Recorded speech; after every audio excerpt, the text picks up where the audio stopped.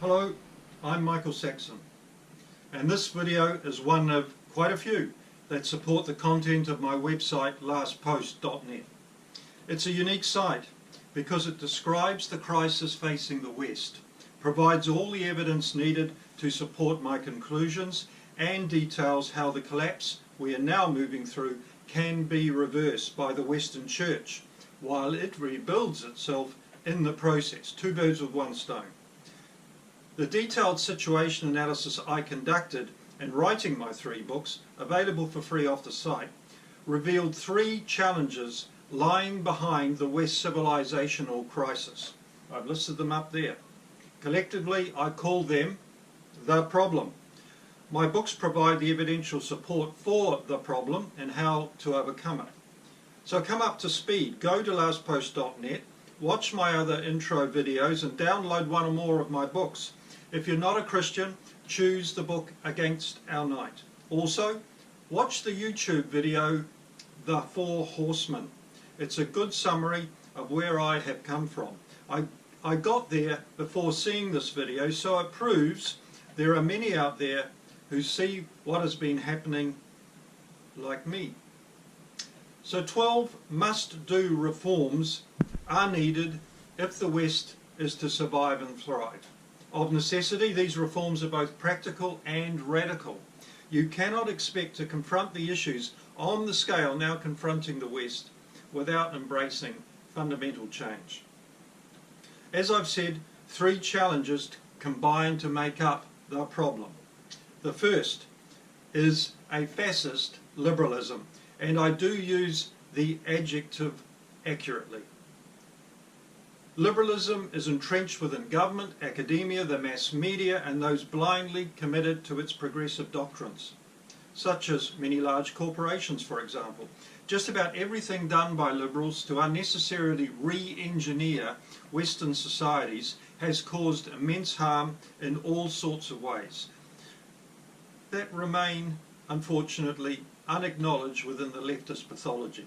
It is essentially a death and dysfunction cult with the politics of diversity, unaccountable government, the PC jackboot, and the radical post-equal rights feminist agenda, all propelling the lemming-like dash of our civilization to the cliff's edge. The second challenge is global feudal corporatism, and once again I use the adjective accurately. Corporatism religiously adheres to doctrines it calls neoliberalism, a set of financial and economic dogmas which have done little more than create a corporate aristocracy intent on concentrating wealth in the hands of a few while reducing us, the rest of us, to virtual serfdom.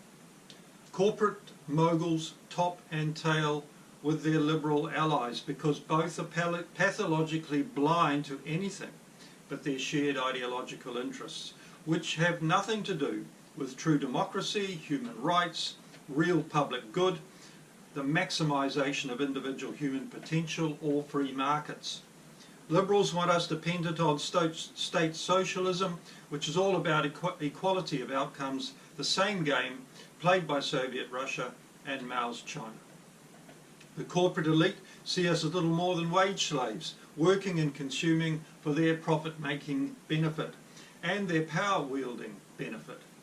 Some well-known corporate giants pay their workers so little they are eligible for welfare while exploiting every loophole to ensure they pay the state as little tax as possible and, of course, in the process becoming as rich as possible. The liberal ruling class look the other way because the left-leaning corporates are underwriting all of their precious causes. The third and perhaps the saddest cause within the problem is a weak Western Church. As you will often hear me say, the Western Church is in a wilderness of irrelevance because it will not recognise or face down the 2 giants, liberalism and corporatism.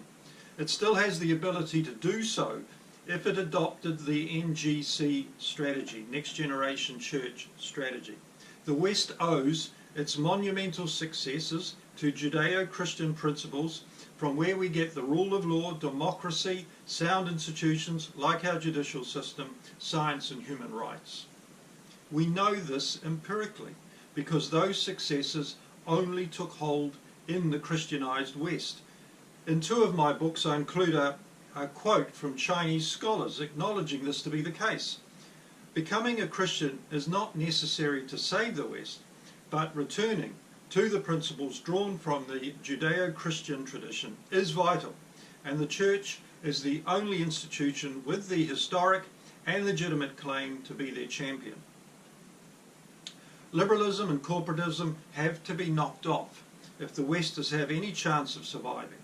In my 3rd book, NGC, I suggest the Church has to shake off its wilderness isolation to champion the 12 reforms listed in part 4 of my 2nd book, Against Our Night.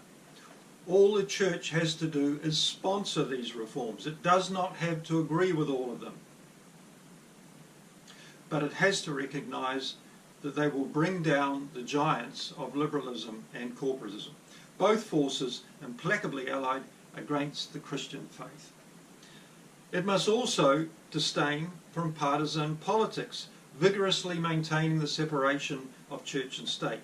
Non-Christians can also champion the 12 reforms, but the Church does so to stand against the things God hates and rebuild God's church in the West.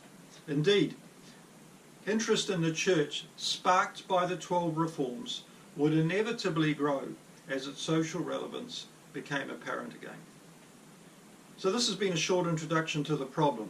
If it isn't taken on, the West won't survive.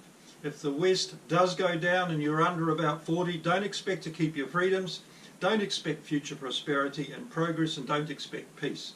The rest of the world will be out to pick our carcass clean, while at the same time descending into a true dark age, because the human values, the universal human values, only championed in the Judeo-Christian West, find little real support anywhere else.